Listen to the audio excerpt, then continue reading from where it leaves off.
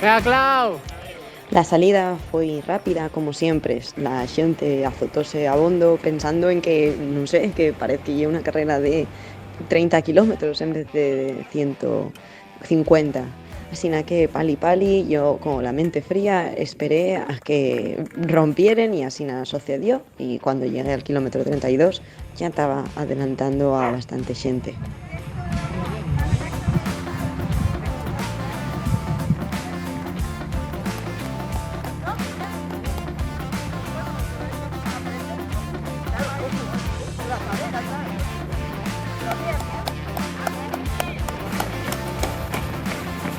Kilómetro 51,5. Ya se noten, ¿eh? Un tercio llevas. Levantarme en el llano. La amanecerín tópanos baixando al kilómetro 50, que ya era uno de los puntos importantes de la carrera, porque ya un tercio de la competición y todavía las piernas están ligerines y parece mentira que ya llevemos más de una maratón. ¿Quieren correr hasta arriba o qué?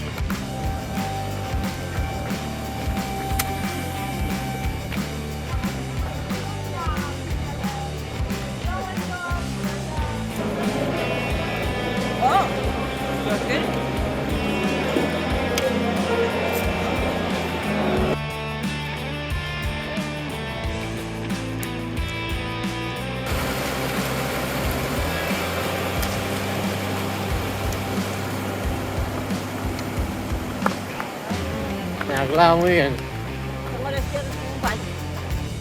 Kilómetro 65,5. Sí. Buah.